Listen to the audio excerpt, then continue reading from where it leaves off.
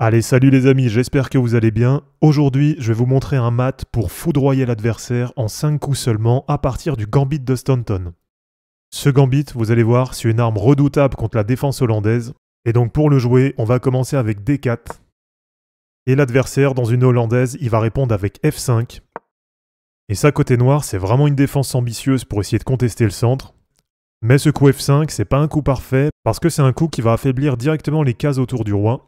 Avec notamment toute cette diagonale là qui est bien affaiblie, donc toutes les cases qui vont de G8 à A2, et ça affaiblit en même temps aussi toute cette diagonale qui va de H5 à G8.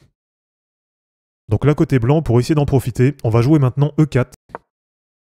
Donc là avec ce coup, on propose un sacrifice de pion, et donc si l'adversaire prend le pion en E4, eh bien ça permet à la fois d'ouvrir le jeu et en même temps d'attaquer le centre.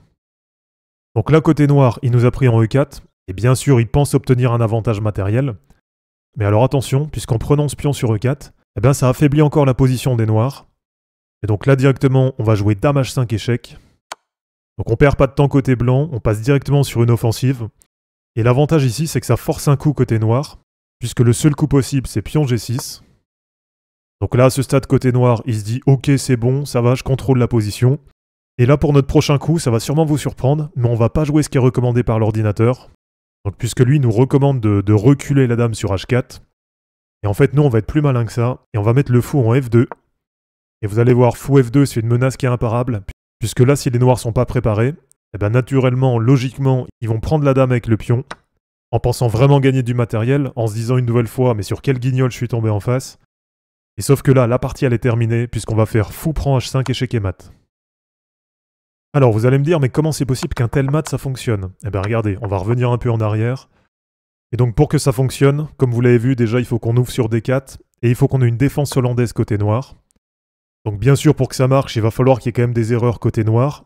Mais ce qui est intéressant, c'est qu'avec le Gambit de Staunton, eh bien on va quand même bien forcer les noirs à faire des erreurs.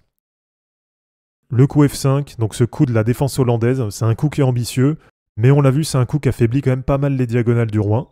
Et donc comme nous derrière on joue E4, c'est vrai qu'habituellement c'est un coup qui est logique. Donc là côté noir ils peuvent se dire tout simplement qu'on a oublié de défendre ce pion et que directement on fait une erreur côté blanc dans l'ouverture. Donc tout simplement ils acceptent le gambit en faisant pion prend E4. Ok, donc jusque là côté noir ça paraît quand même assez logique, puisque là les noirs ils peuvent se dire que par exemple sur un coup comme cavalier C3, eh bien ils pourront par exemple défendre le pion avec cavalier F6. Donc là jusque là c'est vrai que ça paraît pas anormal. Mais c'est vrai que s'ils sont pas préparés, eh ben vraiment ce coup sur Dame H5, c'est vraiment un coup qui est destructeur, puisque là il n'y a qu'un seul coup possible de défense. Donc là c'est vraiment nous, côté blanc, qui forçons le coup G6. Et là derrière c'est vrai qu'on va bien forcer les noirs à faire une erreur, puisque quand on met le fou sur F2, c'est vrai que la tentation elle est quand même bien grande d'aller récupérer une dame avec un pion. Et là derrière pour les noirs, c'est une erreur qui est imparable, puisqu'on a fou prend H5 échec et mat. Donc voilà, pour moi vraiment ce mat il est redoutable, il est foudroyant. Et donc faites bien attention si vous jouez la défense hollandaise. Pensez bien au Gambit de Staunton, donc allez pas vous-même vous prendre ce coup-là. Et comme d'habitude, je vous invite à le tester et puis ensuite à revenir dans les commentaires pour nous dire ce que ça a donné dans vos parties. Donc voilà, merci à tous d'avoir regardé cette vidéo. Pensez à vous abonner pour pouvoir en suivre d'autres et aussi à mettre un like et un commentaire pour soutenir la chaîne. Donc de mon côté, je vous mets tout ça en ligne et je vous dis à bientôt. Ciao!